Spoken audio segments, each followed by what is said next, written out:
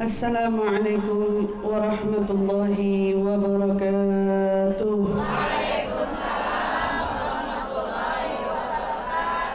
Alhamdulillahi rabbil alamin. Nahmaduhu wa nasta'inuhu wa nastaghfiruh. Wa na'udzu billahi min shururi anfusina wa min sayyiati a'malina. Man yahdihillahu fala mudilla lahu wa man yudlilhu fala hadiya lahu. أشهد أن لا إله إلا الله وحده لا شريك له وأشهد أن سيدنا محمدا عبده ورسوله لا نبي بعده اللهم صل وسلم على سيدنا محمد الفاتح لما أغلق والخاتم لما سبق ناصر الحق بالحق والهدي إلى صراطك المستقيم وعلى آله وصحبه حق قدره ومقداره العظيم اللهم إنا نسألك علما لدني والمشرب الصافي الهني وهابي غني اللهم إنا نسألك علما لدني والمشرب الصافي الهني وهابي غني اللهم إنا نسألك علما لدني والمشرب الصافي الهني وهابي غني نويت التعلم والتعليم والنفع والانتفاع والمذاكرة والتذكير والإفادة والاستفادة والحث على التمسك بكتاب الله وسنة رسول الله صلى الله عليه وسلم والدعاء إلى الهدى والدلالة على الخير ابتغاء مرضاته وقربه وثوابه وحسن الخاتمة مع اللطف والعافية وصلاح العاقبة برحمتك يا أرحم الراحمين آمين آمين يا رب العالمين ويا مجيب السائلين. Alhamdulillah, limpahan syukur kepada Allah Subhanahu wa taala yang telah mengumpulkan kita pada hari ini di majelis ini yang luar biasa. Masya Allah, semakin hari jamaahnya semakin bertambah. Mudah-mudahan Allah berkahi Bu Is beserta segenap keluarga. Insya Allah tempat kita selalu diberikan keberkahan oleh Allah Subhanahu wa taala, agar tiap ilmu yang dipelajari, yang dikaji menjadi amal jariah untuk sahibatul bait dan juga tentunya untuk kita semuanya yang hadir. Insyaallah amin ya rabbal alamin. Datangnya kita ke tempat-tempat baik seperti yang sudah kita sama-sama ketahui bahwa itu adalah taufik dan hidayah tuntunan dari Allah Subhanahu wa taala. Walaupun yang ngundangnya ada, tapi itu cuman wasilah perantara, karena sejatinya undangan mah bisa datang kapan aja, tapi gerakan hati yang menjadi penentu mau atau tidak kaki kita melangkah. Dan yang menggerakkan hati kita ini gak ada lain, gak ada bukan Allah Subhanahu wa ta'ala. Jika Allah Subhanahu wa ta'ala menggerakkan hati kita untuk berbuat kebaikan, maka otomatis diri kita akan berbuat kebaikan. Tapi jika Allah Subhanahu wa ta'ala sudah tidak menggerakkan hati, jangan harap siapapun yang mengundang, kita nggak akan pernah bisa sampai ke tempat yang mana di situ ada rahmatnya Allah, yang mana di situ ada ampunannya Allah. Nggak bakal. Karena dorongan hati kaki kita sampai ke tempat ini, itu semua adalah yang Allah perankan kepada hidup kita. Nah, insya Allah Allah tidak menghalangi gerakan hati kita untuk senantiasa bisa terus terdorong untuk menghadiri tempat-tempat kebaikan, untuk duduk di tempat-tempat kebaikan. Karena zaman sekarang ini tempat duduk kita tuh banyak, Bu. Banyak. Ibu-ibu ngantar anak sekolah aja ada tempat duduknya. Betul apa kagak? Nah, cuman serem tuh kalau duduk di situ. Serem. Ibu pernah ngerasain kan? Gimana rasanya? Serem. Kenapa saya bilang serem? Karena duduk-dudukan di situ jadi ghibah. Tiap hari emaknya anak orang kita omongin terus. Kan gitu kan, mamahnya si ini, mamahnya si itu kan. Kalau emak-emak sekolahan kan manggil temennya pakai nama mamah anaknya gitu ya. Mama Farel, Mama Bintang, Mama, wah gitu panggilnya. Itu jadi pembahasan tuh. Tiap hari topiknya beda-beda. Asik duduk. Aturan di situ bisa mengais pahala gara-gara ngantar anak sekolah. Buyar gara-gara isinya apa? isinya ngomongin orang, isinya ngatain orang, subhanallah. Enak antar anak sekolah, ada pengajian, ngibrit dulu duduk di kajian, anak pulang, ibu jemput lagi ke sana, gak jadi ribah, yang ada nambah pahala, masya Allah. Ngantar anak sekolahnya pahala, duduk belajar kayak ilmu pahala, ya. Dan insya Allah pulang lagi dari tempat ini jemput anak ngebawa ke rumah, semuanya pahala. Makanya perempuan tuh bisa dibilang pintu surga bisa masuk dari mana aja, gitu kan? Karena emang kalau ngerjain kebaikan perempuan tuh ringannya luar biasa. Cuman gitu, ringan tapi bocornya juga luar bocor. Saya bilangnya bocor, makanya kan dibilang Bu, hari kiamat itu ada momen di mana yang paling nyesekin hati. Hati kita kalau lihat nyeseknya luar biasa. Kenapa nyesek? Gara-gara yang kita lihat tuh gak enaknya bukan main. Bukan tentang siksaan, bukan tentang panasnya matahari yang mendekat, bukan cuman itu, bukan. Tapi ada yang lebih nyesek. Apa tuh? Saat kita melihat amal kita ada di timbangan orang. Keadaan yang paling bikin kita nyesek nanti di akhirat itu, di padang mahsyar, adalah saat kita melihat pahala bacaan Quran kita ada di timbangan orang. Paling nyesek ngelihat pahala kita nimba ilmu ada di timbangan orang. Pahala kita sedekah toto ada di timbangan orang. Usut punya usut, kenapa? Itu dia, selama dia hidup, waktu dia hidup, kerjaannya ngomongin orang. Kan kalau kita ngomongin orang, kita lagi transfer pahala. Jadi artinya saldo rekening kita, bukannya ada di kita, habis berkurang mulu tuh. Ibaratnya kalau pahala itu rumpamanya rekening, dia terus berkurang. Saldo orang makin banyak, saldo kita makin tipis. Bekal kita dalam taat banyak, tapi ternyata gak sadar kebocoran mulut kita yang paling gak bisa kita tahan, bikin kita punya amal berpindah ke dalam timbangan orang. Kejaga, ibu kebayang gak? Sholatnya ibu, ngajinya ibu, perjuangan ibu, belajar nuntut ilmu sampai bisa duduk di tempat ini, kan semua berusaha tuh. Ibu juga yang bangun malam, alhamdulillah dikasih kesempatan tahajud, nawan ngantuk ibaratnya gitu. Kan itu usaha gitu kan, upaya luar biasa. Puasa kalau kedapetan Senin Kemis luar biasa. Belum lagi sabarnya ibu melalui ujian hidup di dalam rumah tangga, di dalam mendidik anak dan lain sebagainya. Semua itu pahala, pundi-pundi amal buat kita yang bisa beratin timbangan kita besok di akhirat. Tapi jangan sampai kita nyesek. Nyeseknya kapan? Waktu ditimbang. Ini bukan tentang dosa, tapi ini tentang ternyata kita lihat dulu pahala qiyamul lail kita pindah ada di timbangan orang. Begitu dilihat, kenapa? Ya Allah, ternyata fulan dulu waktu di dunia pernah kita omongin dia. Pernah kita omongin dia. Yang paling lebih nyesekin lagi apa? Begitu amalan timbangan kita ditimbang, justru bukan maksiat yang kita perbuat, tapi ternyata yang menambahkan beratnya kita punya timbangan, adanya dosa orang di timbangan amal kita. Itu bukan aneh.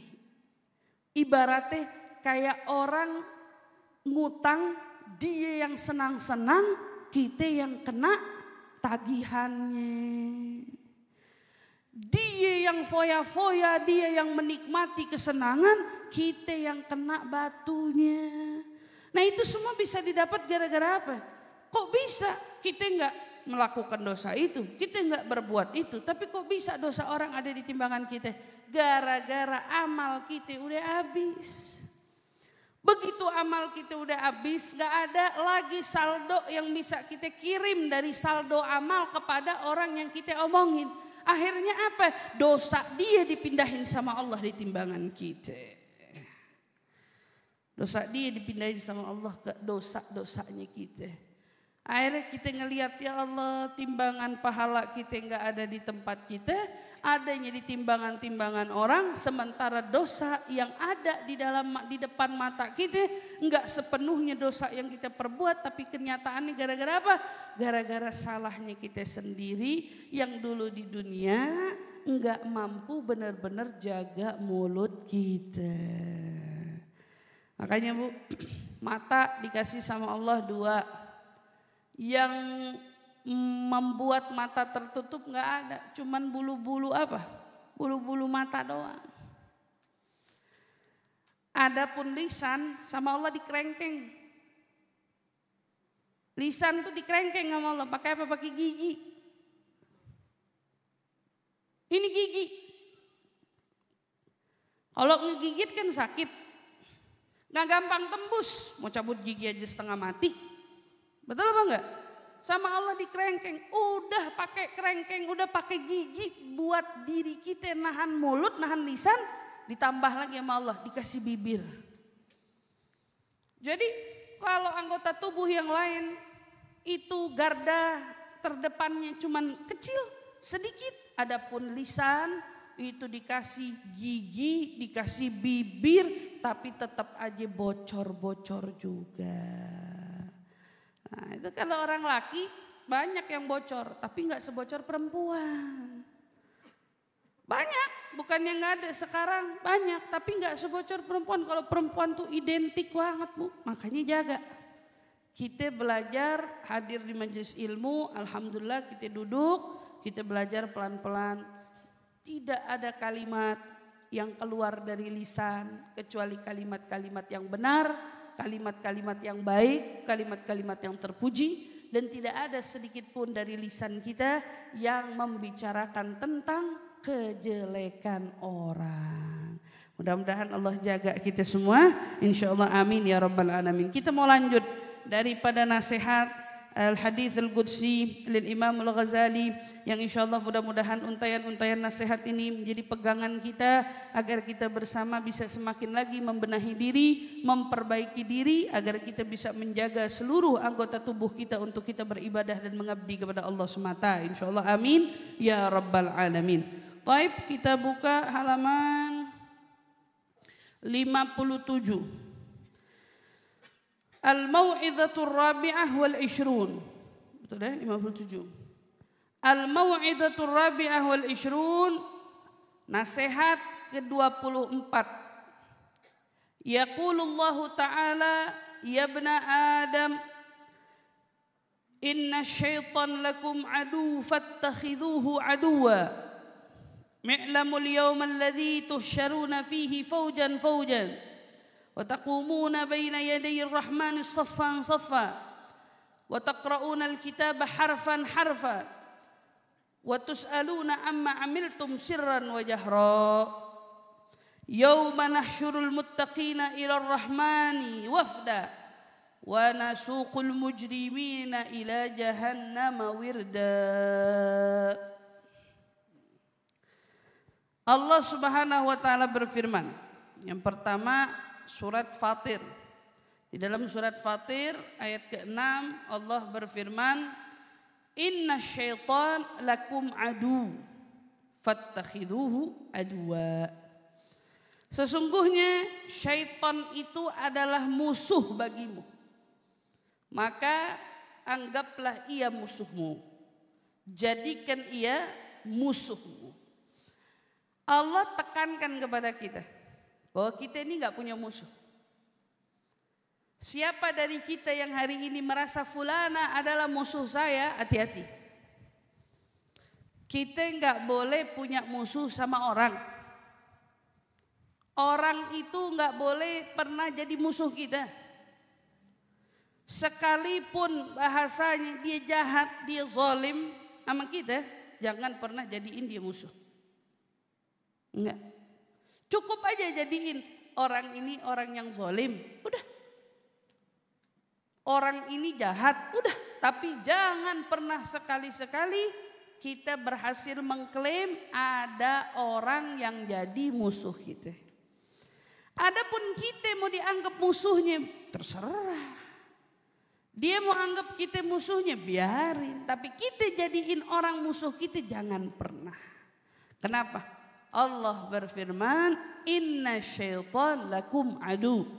Siapa yang Allah katakan musuh kita? Syaitan. Kalau mau anggap musuh itu jangan yang lain, cukup jadiin setan musuh kita.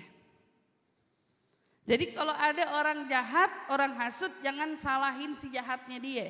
Tapi emang dasar setan, kurang ajar, bisa membuat kerusakan sampai sebegininya.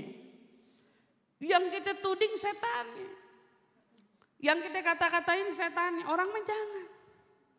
Jadi kalau misalnya ada orang jahat sama kita, kita serahin jahatnya dia sama Allah, kita serahin urusan dia sama Allah. Dia jahat sama kita dapat ganjaran dari Allah. Dia mau anggap kita musuh, terserah dia mau anggap kita musuh, tapi kita jangan pernah apalagi berucap dia musuh aneh. Apalagi sampai wasiat sama anaknya, aduh, emak kagak demen sama dia, awas ya. Berani deket-deket sama dia, awas. Serem amat. Kalau ada orang yang mau nyimpen dendam musuh bebuyutan ibaratnya, yang patut bermusuhan dan kita menaruh dendam itu kan kepada siapa? Kepada siapa? Abu Jahal, Abu Lahab, musuhnya Rasulullah tuh. Dia musuhnya Rasulullah. Apakah Rasulullah menganggap dia musuhnya? Abu Jahal mau mati, lagi mau dipenggal kepalanya sama Abdullah bin Mas'ud, udah siap, udah lagi sekarat. Apa kata-kata yang terakhir diucap oleh dia? Dia ucap, salam sahabat Muhammad, dia musuh saya di dunia sama akhirat. Orang kalau gampang ngecap orang musuh, itu mirip sama Abu Jahal. Dia berarti nyontohin Abu Jahal. Siapa yang menganggap setan musuh, Allah yang suruh kita anggap setan sebagai musuh. Kenapa? Karena setan pernah bersumpah kalau dia akan menjadi musuhnya anak cucu Adam.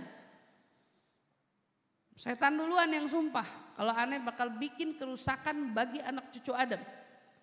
Sebisa mungkin akan kubuat mereka wafat dalam keadaan su'ul khotimah. Itu misinya setan. Jadi Bu, kalau kita hari ini ngelihat ada orang berzina, apakah setan anggap misinya berhasil? Belum. Itu baru penggiringan untuk menjemput kematian yang buruk. Jadi ibaratnya kalau ada orang hari ini mau berbuat dosa, mau bermaksiat, mau apa, monggo silahkan. Tapi kamu bisa jamin gak kalau kamu mati benar? Karena orang akan dihukumi sesuai dengan akhir hayatnya. Orang prosesnya mah beda-beda, tiap orang punya proses, tapi akhirnya itu yang menjadi penentu.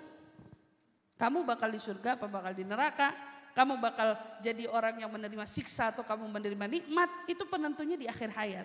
Nah setan kenapa ngegoda? Wah, orang diajakin riba, namimah, diajakin dengki, hasut, dendam. Apa itu misinya? Tidak, itu bukan misinya. Dia membuat kerusakan di atas muka bumi dengan merusak orang agar orang ini diwafatkan dalam keadaan su'ul khotimah.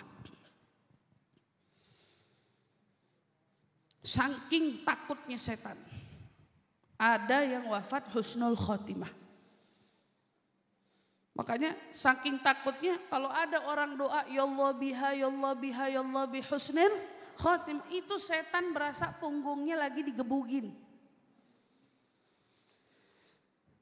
Ada orang Islam doa minta husnul khotimah, setan berasa tulangnya lagi dipretelin. Saking takutnya dia, ada yang dikabulin sama Allah, orang itu wafatnya husnul khotimah. Itu yang perlu dijaga. Makanya Syekh Muhammad Ramadan Al-Buti dalam nasihatnya juga bilang, orang riba, orang dosa, zina, maling, atau mungkin dia berbuat keonaran lainnya di muka bumi ini, itu nggak boleh kita cepat-cepat hukumin, nggak boleh. Kenapa kita nggak boleh cepat hukumin? Kita nggak tahu akhirnya. Sama kayak kita juga nggak tahu akhirnya orang baik, taat, ya misalnya akhirnya seperti apa? Karena setan akan terus mencari celah sekecil apapun buat membuat dia lengah di akhir hayatnya. Biar lengah. Naudzubillah min dzalik. Itu yang paling ditakutin, Bu. Masya Allah. Sekelas Imam Ahmad bin Hambal, bukan ulama besar. Imam Ahmad bin Hambal ulama besar, waktu dia wafat, waktu dia mau sakaratul maut, waktu dia mau meninggal dunia, indal ihtidhar, di saat sakaratul mautnya itu, muridnya, keluarganya mentalkinkan dia la ilaha illallah, dia jawab la. Sekelas Imam Ahmad, la. Waduh, keluarganya sedih. Kenapa ini ditalginin tapi jawabnya la gitu ya. Sampai kemudian dia sedikit sadar, ditalginkan lagi, ditanya, kenapa ente kita talginin tapi jawabnya la, apa jawabannya? Setan datang. Setan datang. Kata Imam Ahmad dengan terbata-bata menyampaikan, setan fagat aghwayni, telah mengusikku. Apa yang diusik? Sekelas Imam Ahmad diusik. Apa setan bilang? Aduh, saya selama ini godain Imam Ahmad bin Hambal kagak bisa-bisa, enggak mempan-mempan. Nih kesempatan terakhir, gimana caranya bikin dia terbuai? Apa yang digoda sama setan? Ahmad, ibaratnya dipanggil Ahmad, kau adalah imam yang sungguh-sungguh sekelas imam besar. Kau hebat, tahunan aku berusaha menggodamu, tapi aku gak bisa-bisa juga godain kamu. Kamu hebat, apa yang mau digoda sama setan? Padahal kan setan cuma uji. Mau masukin perasaan ujub, bangga diri di hatinya sekelas Imam Ahmad bin Hambal sebelum wafatnya. Tapi kata Imam Ahmad, la. Enak aja lo ngomong. Siapa bilang aneh sekelas ulama besar? Enggak. Enak aja kamu bilang saya hebat? Enggak, kata Imam Ahmad. Dibantah tuh setan. Yaitu Imam Ahmad bisa bantah setan. Nah, kalau kita, ayo, itu sekelas Imam Ahmad bisa bantah setan. Nah kalau kita, pertanyaannya, kita bisa bantah setan? Diajakin setan aja mau? Atau setan, kita kongko yuk, kongko, mau sama setan? Gimana mau nolak setan di akhir hayat? Ini Imam Ahmad, setan udah gak mempan, ngehasut dia, ngeluarin dia dari berbuat, mengajak dia berbuat kefasikan, keburukan. Enggak, sedikit aja kata setan, yuk kita coba, kita berusaha, ini usaha terakhir kita. Setan datangin Imam Ahmad, gak belagak mau goda, tapi ngomongnya apa? Kami ini kesini cuma mau bilang kau adalah hebat. Tapi sekelas Imam Ahmad tidak tertipu. Dia tekankan, saya bukan ulama besar, saya cuma ulama biasa. Saya cuma seorang Ahmad bin Hambal, saya bukan siapa-siapa. Luar biasa. Gak ada tuh sedikit perasaan bangga diri muncul dalam dirinya karena mau sombong, gak ada. Waktu ditalginin terakhir sama keluarganya, ayo kalau begitu kita talgin bersama, diucap dengan kerasnya, la ilaha illallah Muhammad Rasulullah sallallahu alaihi wasallam, sampai didengar sama semua orang yang hadir di situ. Kenapa kata Imam Ahmad? Kalimat la ilaha illallah telah bercampur di dalam darah dan dagingku. Udah, nggak usah repot. Cuman setan nih punya usaha. Berarti sekelas Imam Ahmad ini digoda lah, apalagi kita. Makanya kita disuruh kuat-kuatin iman, kuat-kuatin takwa, banyakin amal, banyakin zikir, jauhin maksiat. Jadi begitu kita datang waktunya ajal mau dijemput sama Allah, setan goda, kuatnya iman dapat membuat setan itu tak mampu menggoda dan menghasut kita. Tapi kalau dari awalnya udah gak punya iman, gak punya bekal, ya Allah, ini kan yang ditakuti. Akhirnya akhir hayat kita sia-sia. Na'udzubillah min dzalik. I'lamul yaum alladzi tuhsyaruna fihi faujan. Ketahuilah bahwa suatu hari kalian akan dikumpulkan dalam kelompok demi kelompok. Faujan, kelompok-kelompok. Nanti hari apa tuh? Hari kiamat. Keadaannya gimana di situ? Wa taqumuna baina yadayir rahmani saffan saffa. Kau akan berdiri di hadapan Allah Subhanahu wa taala baris demi baris. Artinya nunggu antrian kamu. Di hadapan siapa? Di hadapan Allah. Wa taqra'unal kitaba harfan harfan. Kau akan baca sendiri nanti catatan amalanmu huruf demi huruf. Nggak ada yang kelewat. Semuanya kecatat sama Allah dengan sempurna. Ya. Bahkan tawa kita yang terbahak sama tawa kita yang nyengir semuanya ada catatannya. Semuanya ada. Ketawanya kita yang hahaha sampai cuman ada semua. Iya. Senyum bahkan tanpa suara pun ada catatannya. Ini amal. Senyuman kan sedekah ya. Ada kata-kata semua ditulis. Huruf demi huruf siapa yang baca? Allah suruh kita baca sendiri. Kenapa Allah suruh kita baca? Bukan Allah yang bacain. Enggak, Allah mau pastiin. Benar enggak? Semua yang kamu baca itu tidak ada yang kelewat, tidak ada yang kurang, enggak ada yang ditambah. Semuanya memang sesuai dengan yang kau perbuat. Makanya ibu diingetin, hati-hati. Kita nih di dunia mau ngapain aja tuh dibolehin. Senang-senang boleh, tapi jangan sampai itu adanya kesia-siaan. Jadi kalau mau ketawa, tawanya harus ada unsur kebaikan. Mau pergi, kepergiannya itu harus ada unsur kebaikan.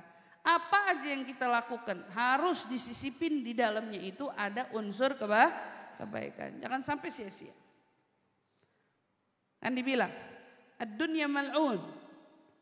Mal'un wa ma fiha illa. Ini dunia ini isinya terlaknat. Jangan cuma tercela, isinya dunia ini terlaknat. Semua yang ada di dunia terlaknat. Mal'un wa ma fiha. Seluruh yang ada di dalamnya terlaknat. Illa zikrullah. Kecuali orang yang zikir menyebut nama Allah. Wa alim wa muta'alim. Orang yang menyebarkan ilmu dan orang yang mencari ilmu. Cuman 3 itu dong. Sisanya mal'un. Sesat yang ada di dunia ini terlaknat.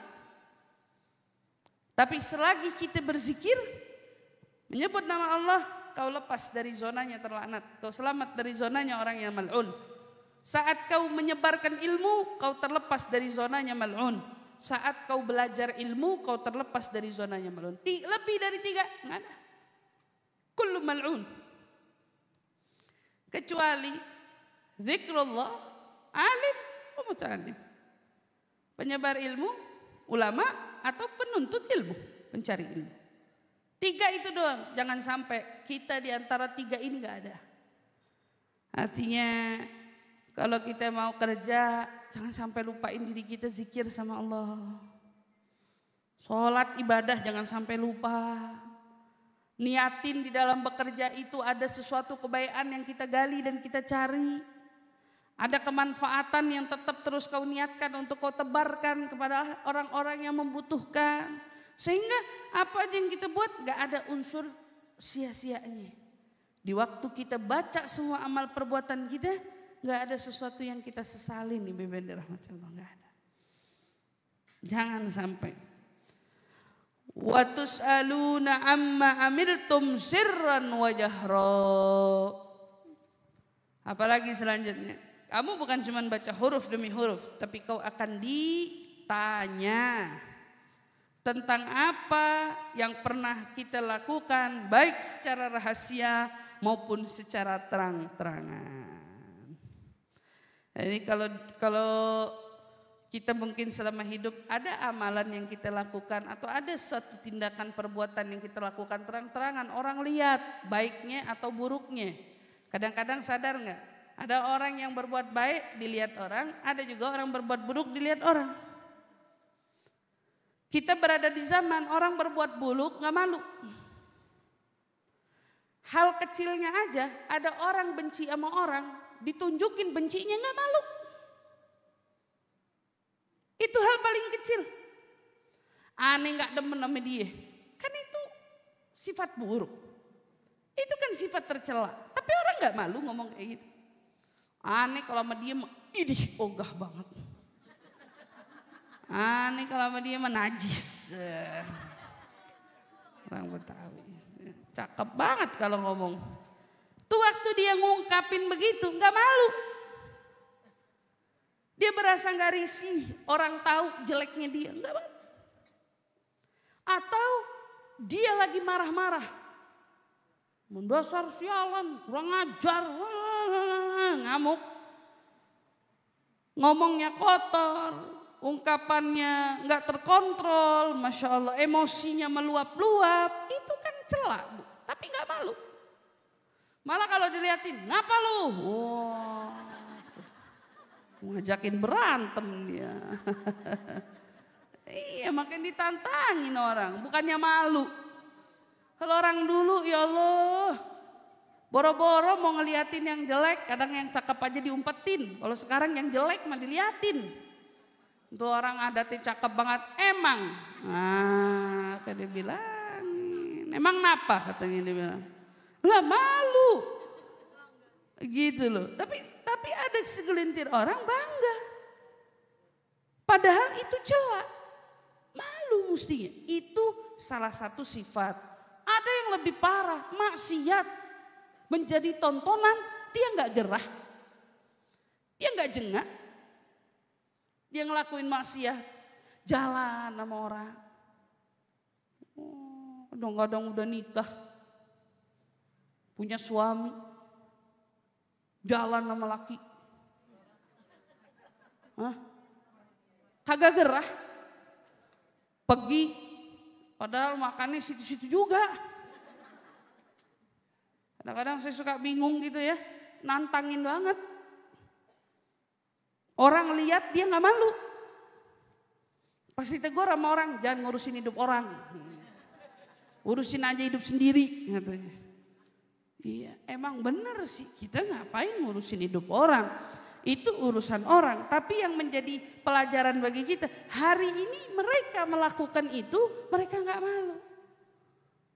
Mereka berbuat itu, mereka gak malu. Bahkan kita akan ketemu sama satu zaman, orang bermaksiat di jalanan, kalau ada orang yang misalnya bilang, apa namanya tuh, malu dong, jangan di sini, sonoan dikit apa?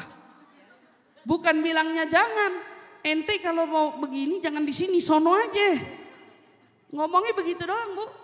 Katanya apa? Lagalu bakal dikira nih yang ngomong Umar bin Khattab. Lebay amat lu, so alim lu. Udah kayak siapa? Udah kayak ulama mana aja? Sampai kayak baru ngeliat aja orang begini. Orang.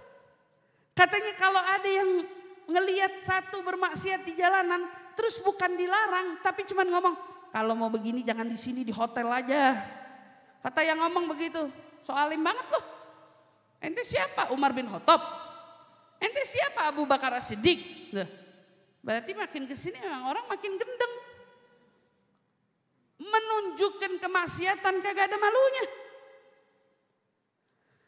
Ada orang pakai baju terbuka, jalan diliatin sama laki-laki. Yang dikatain laki-laki mata keranjang. Padahal dia capek-capek ke salon, ngerontokin bulu kakinya, ngerontokin ini. Buat apa? Buat dilihat. Begitu giliran orang laki liatin, kata orang laki yang matanya keranjang. Jadi kalau nggak mau dilihat kan kudunya ditutup. Kalau merasa risih dengan orang melihat ya ditutup. Nah kalau ada orang pakai baju rapot laki liatin. Ya ini orang laki matanya bukan keranjang lagi. Rabun kayaknya dia. Kalau umpamanya begitu. Tapi coba keumumannya nggak ada. Orang rapet ya orang laki nggak pengen lihat.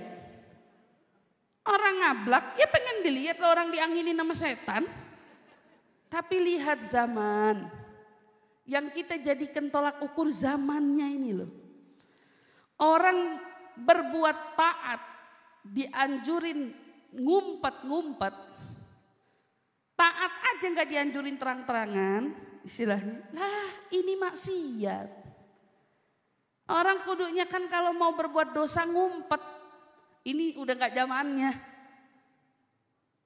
Udah cuek, udah biasa, udah lumrah, udah lazim dan lain sebagainya. Ini yang bikin rusaknya dunia akhir zaman.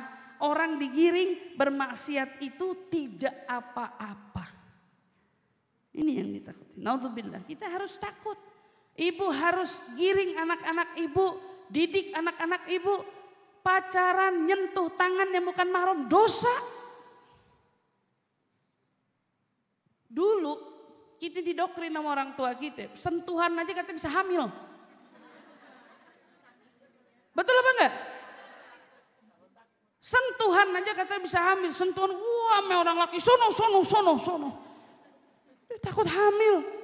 Sekarang mirisnya berapa banyak anak muda pulak balik kemana? Ke ruang aborsi. Bahkan berapa banyak dari mereka yang gak malu usia berapa juga ngelahirin anak di kamar mandi. Bukan begini gambaran akhir zaman ini sekarang. Begini kan. Terus kita mau percaya gitu dengan tokoh publik yang dengan mudahnya berkata anak-anak makanya edukasi. Edukasi apa? Edukasi hubungan intim bukan yang halal, tapi edukasi hubungan intim dengan yang tidak halal. Itu gimana coba? Sekarang dosa terang-terangan. Kayak jagain anak kita, jagain diri kita. Kalau bukan kita yang bebusa ngomong sama mereka buat menggiring mereka kepada sesuatu yang haram jauhkan, siapa lagi? Sama bu, ingetin anak, mak sekolahin kamu tinggi-tinggi, bukan buat kamu cari uang dengan cara yang salah. Mak sekolahin kamu tinggi-tinggi biar kamu cari uang yang halal. Biar kamu bisa cari nafkah yang halal buat kamu, buat anakmu, buat binimu, buat rumah tanggamu. Tekenin itu. Kalau orang tua sekarang udah, ya urusan dia dah, kita mah kagak ngikut-ngikut. Gimana bu? Siapa yang bisa menyerap, mengajarkan kepada anak-anak generasi hari ini untuk mereka takut kepada Allah? Kalau orang tuanya sendiri aja sudah tidak membekali rasa takut kepada Allah. Na'udzubillah min dzalik. Yauma nahsyurul muttaqina ila ar-rahmani wafda wa nasuqul mujrimina ila jahannam wirda. Diingetin sama Allah di dalam surat Maryam.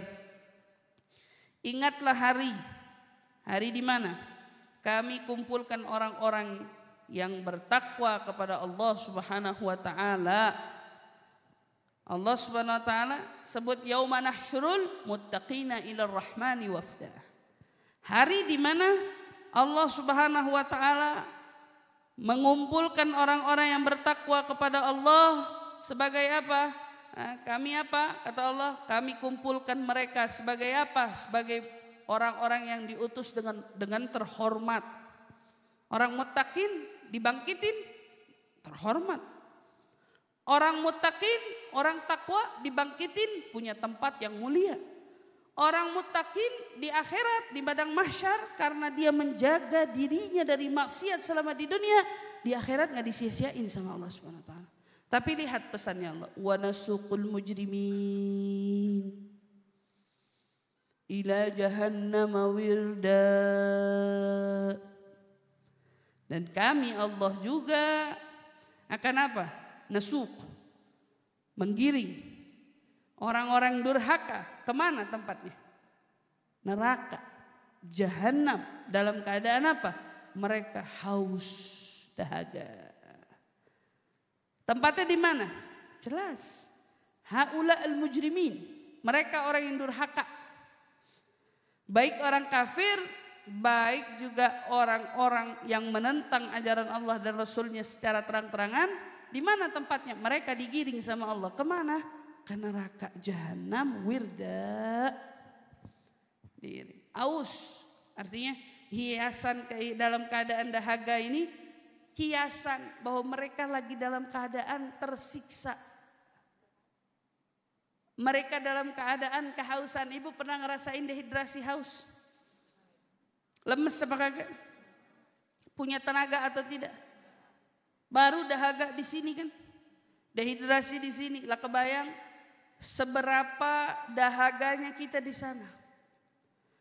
Kita kalau lagi gerah, terik, alhamdulillah matahari mah lagi masya Allah ya. Tapi kalau lagi terik, matahari lagi betul-betul menyengat, kita butuh air karena kita keluar keringat lebih. Tubuh kita butuh cukup air. Kalau nggak cukup air, keringatannya nyucur. Lama-lama kita punya tubuh jadi lemas, kurang cairan, bisa bahkan kita masuk UGD, masuk rumah sakit, butuh diinfus dan lain sebagainya. Dari cairan doang, itu baru panasnya dunia. Kebayang nggak seberapa dehidrasinya nih manusia-manusia kalau dibangkitkan sama Allah di padang mahsyar, yang mataharinya ditarik sama Allah mendekat ke kita, Gadral Mail. Ibu tahu Gadral Mail? Gadral Mail itu kurang lebih bukan sejengkal, tapi sekadar besi celak mata. Pernah tahu besi celak mata? Zaman dulu.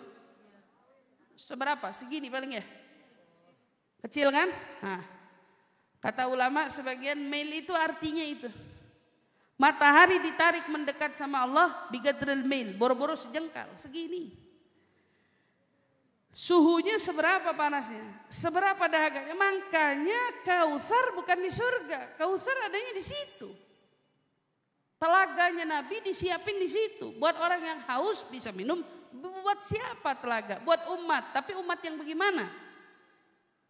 Adapun mereka al-mujrimin, al-munafiqin, wal-kafirin, mereka nggak dapat. Digiring sama Allah tempatin naudzubillah di neraka, masuk ke dalam sana. Semua bukan karena Allah tidak memberikan peluang mereka untuk berbuat kebaikan, tapi mereka sudah dikasih kesempatan, tapi mereka cenderung mengabaikan. Allah kasih kenikmatan demi kenikmatan berulang, peringatan demi peringatan berulang, tapi nggak ada satupun dari mereka yang apa? Yang mengindahkan peringatan-peringatan tersebut. Maka ibu yang dirahmati Allah, kesempatan kita masih ada, umur masih ada, alhamdulillah dikasih kesempatan bisa nuntut ilmu, bisa nimba ilmu, bisa pelajarin ilmu. Insya Allah dengan ilmu-ilmu yang kita pelajarin, kita bisa apa? Bisa terus menjaga diri kita untuk terus mengejar kebaikan. Dan jika datang ajal, Allah ambil kita dalam keadaan husnul khatimah, insya Allah, amin ya rabbal alamin. Itu penting. Jadi kesempatan kita dalam beramal jangan pernah disia-siain. Fahadha syaitan, musuh kita. Lebih dari setan, bukan musuh kita. Allah ingatkan, lakum wa'dun wa wa'id. Kalian itu berhak mendapatkan apa yang telah dijanjikan dan juga apa yang telah diancamkan. Apa yang Allah janjiin buat kita?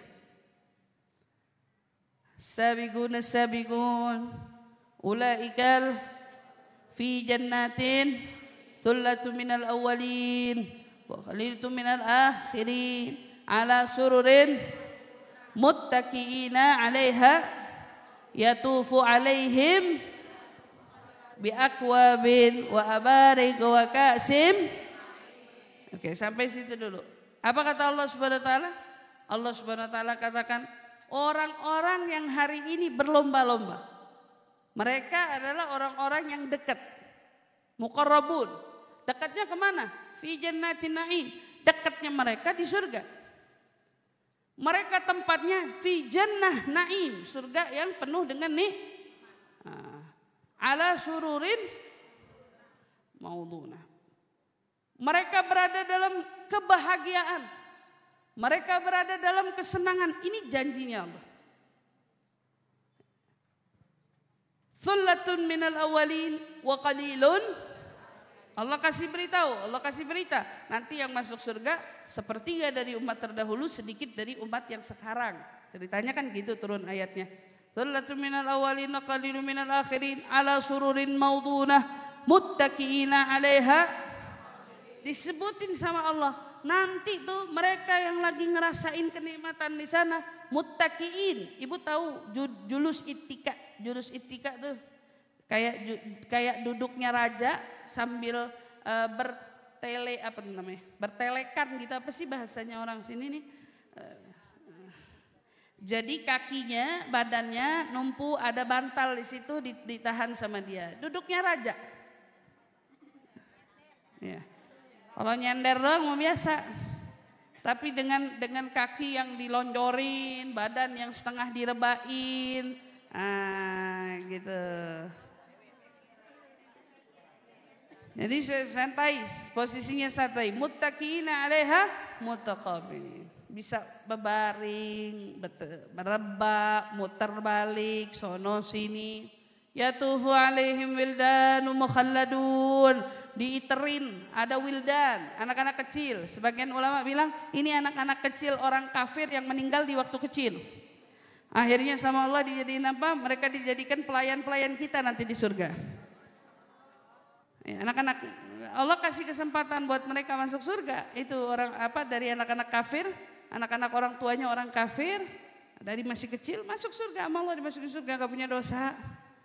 Tapi jadi apa? Pelayan. Mereka iterin gelas minuman. Yatufu 'alaihim wildan mukhalladun bi akwab wa abarik wa ka'sim. Dikasih minuman. Enggak boleh ngelihat gelas kita kosong, mau diisi enggak? Mau diisi. Yang muterin anak kecil. Hadza ni'mah minallah. Ini janji wa wa'id. Ada juga ancaman.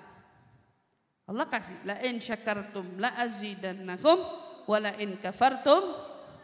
Ayat ini dua, ada janji, ada juga ancaman. Janjinya Allah apa? Yang syukur ditambah, itu janji. Ancamannya, wala in kafartum inna adabi. Siapa yang kufur, siksaanku teramat pedih. Fa inni anallah la syabihali wa laysa sultan kasultani. Maka Allah tekankan, sungguh aku ini adalah Allah, tidak ada sesuatu pun yang menyamaiku. Dan pernah nyamain Allah dengan siapapun, apalagi menyamakan kekuasaannya Allah, kemampuannya Allah. Seperti siapa? Walaisa sultan kasultani. Jadi ingat, tidak ada kekuasaan seperti kekuasaanku. Ada orang hebat hari ini? Mungkin ada. Ada orang pintar bisa ngelihat hari ini? Mungkin ada. Tapi kalau kau anggap dia terlalu hebat sampai membuatmu lupa ada di atas yang hebat, ada yang maha hebat, itu kau salah. Mungkin ada orang yang hari ini berdoa, lalu doanya diijabah sama Allah, yang kemudian membuat rezekimu menjadi lancar. Saran-sarannya bisa membuka pintu jalan keluar bagi masalah. Tapi ingat, dia hanya manusia. Dia bukan segalanya yang sampai membuatmu lupa. Makanya kalau sama orang-orang pinter biasa-biasa aja. Jangan sampai ketelewatan percayanya, melebihi kepercayaan kita sama janjinya Allah, ancamannya Allah. Naudzubillah.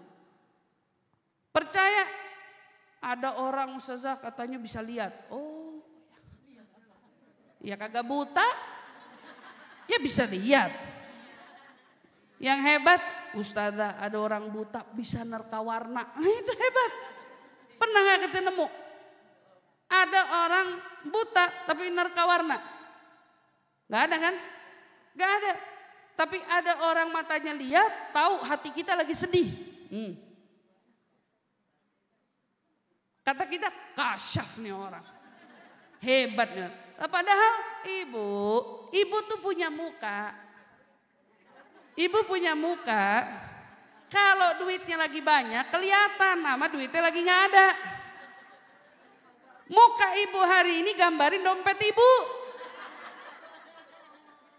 Jujur. Itu contoh dari dompet doang. Orang bisa menerka, ibu dompetnya lagi tebel apalagi tipis.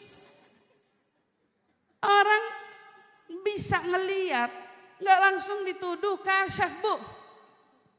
Bisa lihat ibu, bu kita punya muka ini ada pelajarannya. Alis turun, bibir turun, pipi turun, berarti tua.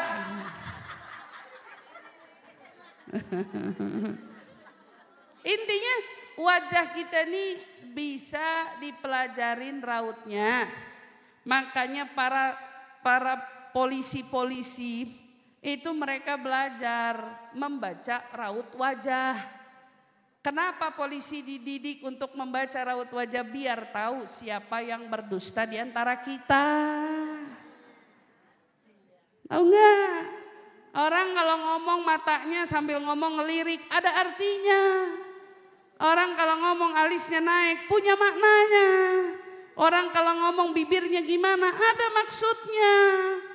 Itu semua ada ilmunya. Bahkan sekelas siapa? Sekelas Imam Syafi'i aja tahu ilmunya. Jadi kalau dibilang, wah itu kasyaf, itu ilmu yang dipelajarin polisi. Jujur.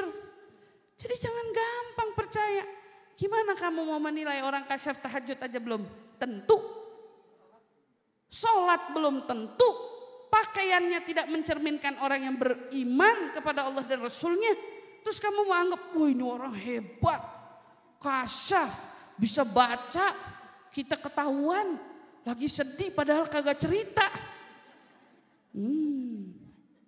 Itu semua ada ilmunya, Bu. Semua ada ilmunya. Jadi kalau orang mau ngehukumin ngelihat pakai mata hati, biasanya orang yang beriman tuh gak mudah menerka-nerka orang begitu aja. Lihat no wali-wali zaman dulu. Berapa banyak sih mereka menerka orang? Gak banyak, Bu. Wali kalau nerka, yang diterka bukan ibu yang lagi sedih. Saya bilangin, yang diterka belum sholat duha loh ya. Itu terkaannya wali, itu terkaannya orang kasyaf. Sekelas Habib Hasan bin Abdullah Syatiri, kakak dari Al Habib Salim bin Abdullah Syatiri. Itu kalau bikin kajian pagi dengan murid-muridnya. Di tengah-tengah beliau lagi mengkaji ada orang baru masuk. Muridnya baru masuk, terlambat lah katakan gitu. Sama Habib Hasan sambil ngajar, matanya ngeliatin kita. Yang belum duha dulu. Pucet Bu mukanya, ya Allah aneh tuh yang belum duha. Agak penting dia mau ngomongin. Yang sabar. Masalah tuh emang begitu. Yang kuat. Terus kasyaf gitu orang kayak gitu. Habib gak penting ngurusin masalah kamu. Duha belum. Lagi ngajar matanya kemana. Terus tiba-tiba ada muridnya yang tangannya. Kalau kita kan kadang suka kalau belajar tuh ya. Pulpennya. Begini gitu ya. Oh mainin putar lagi ketak ketuk ya. Ada lagi cetuk tasbih. Zikir. Sama Habib Hasan lagi ngajar siwaknya disambit. Enggak meleset, kena. Matanya ngelihat juga kena, yang tangannya enggak bisa diam. Kalau mau zikir di luar bukan di sini. Hadza kasyaf. Itu kasyaf. Nanti mau ngomongin Habib Umar lagi, matanya lagi merem, muridnya ngajar, baca kitab. Habib Umar tetap bilang, bukan itu, bukan ya, ulang, salah. Itu kasyaf. Ngomongin masalah kita kasyaf. Kalau saya lihat warung kamu kayaknya.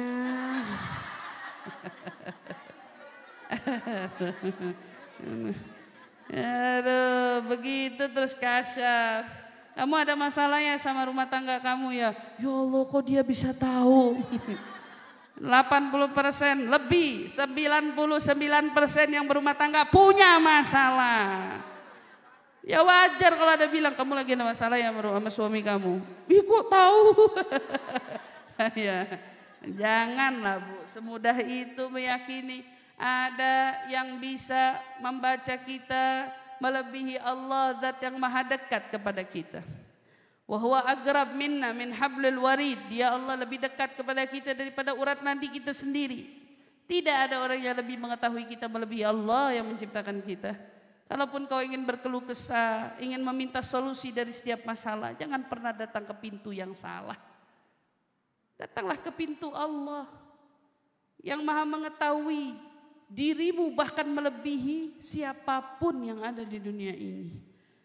Allah lebih mengetahuimu bahkan melebihi ibu kandungmu sendiri. Maka jangan pernah salah mengadu, memohon, meminta, mengiba kecuali hanya kepada Allah Subhanahu wa taala. Amin ya rabbal alamin. Insyaallah kita sebentar lagi masuk bulan mulia, bulan Rajab, di mana insyaallah kita diberikan kembali kesempatan bisa masuk ke dalam bulan hurumnya Allah Subhanahu wa taala. Dalam kitab Imamul Haddad dikatakan di antara amal yang dianjurkan di bulan hurum kathratus syiyam, memperbanyak puasa. Nah, ini ibu-ibu, momen-momen yang pada masih punya hutang Ramadan, ayo bisa kita kejar membayar hutang-hutang kita di bulan Rajab. Perbanyak puasa. Dikatakan lagi juga bahwa di bulan Rajab itu pahala sunnahnya kalau kita kerjakan itu 1 hari kayak orang puasa 30 hari. 1 hari kayak puasa 30 hari. Maka jaga tubuh, pelihara tubuh.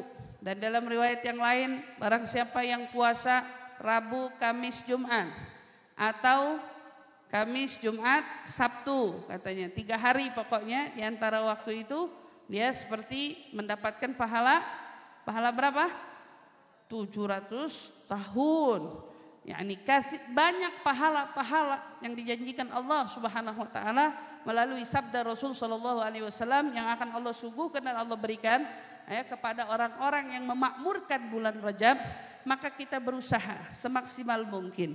Bulan Rajab kita belajar menjaga hati, belajar menjaga lisan, belajar menjaga diri. Jangan sampai kita melakukan sesuatu yang dilarang oleh Allah Subhanahu wa taala, dilarang oleh Rasulullah sallallahu alaihi wasallam, namun kita ganti. Hati kita penuhi dengan kebaikan.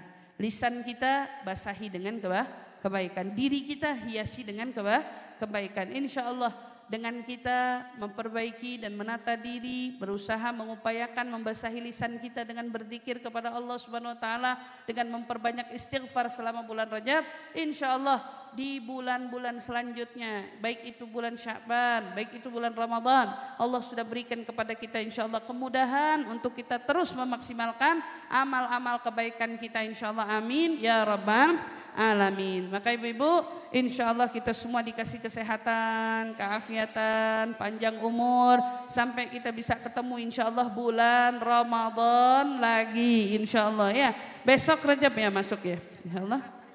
Hari Sabtu masuk Rajab pertama. Nah, nanti begitu malamnya masuk, kita langsung baca doa yang diajarkan oleh Nabi kita Muhammad sallallahu alaihi wasallam. Allahumma barik lana fi Rajab wa Sya'ban wa ballighna wa inna 'ala siyam wal qiyam wa qiraatul Qur'an wa galil minal kalam wal manam wat ta'am insyaallah.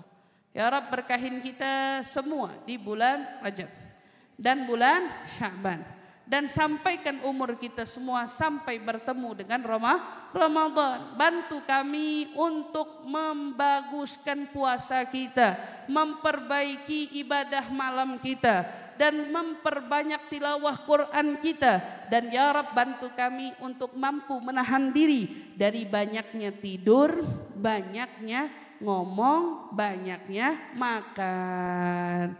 Insyaallah Allah kabulkan semua hajat-hajat kita. Amin ya rabbal alamin. Taib, kita bacakan suratul Fatihah dulu untuk yang sakit. Mudah-mudahan Allah angkat penyakitnya. Untuk Hajah Wuni Widiarti binti Imam Muslikan, istri Bapak Haji Rahim, insyaallah mudah-mudahan Allah angkat penyakitnya.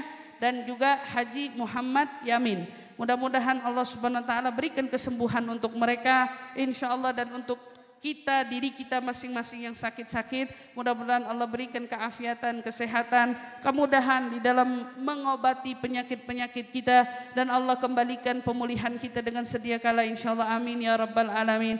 Allahumma rabban nas adhibil bas isfi anta syafi wa afi antal ma'afi la shifa illa shifa'u shifaan la yughadiru saqaman wala alama ya kafi ya wafi ya hamid ya majid irfa'anna wa anhum jami'an kulla ta'bin syadid واكفنا واكفهم من الحد والحديد والمرض الشديد والجيش العديد واجعلنا يا رب نورا من نورك وعزا من عزك ونصرا من نصرك وبهاء من بهائك وعطاء من عطائك وحراسة من حراستك وتأييدا من تأييدك يا ذا الجلال والإكرام والمواهب العظام أسألك أن تكفينا وتكفيهم جميعا من شر كل ذي شر إنك أنت الله خالق الأكبر وصلى الله تعالى على سيدنا محمد وعلى آله وصحبه وسلم يا ماء الزمزم يقريكم السلام على من طالبها وعلى من شاربها وعلى من وسلفنا الصالحين وإلى حضرة النبي محمد صلى الله عليه وسلم بسر الفاتحة أعوذ بالله من الشيطان الرجيم بسم الله الرحمن الرحيم رب العالمين الرحمن الرحيم مالك يوم الدين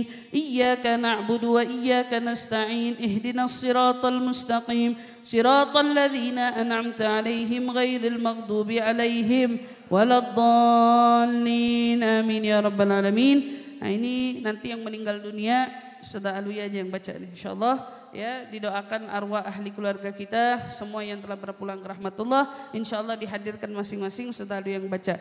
Dari saya cukup sekian, terima kasih atas segala perhatian, kurang lebihnya mohon dibukakan pintu maaf. Wassalamualaikum warahmatullahi taala wabarakatuh.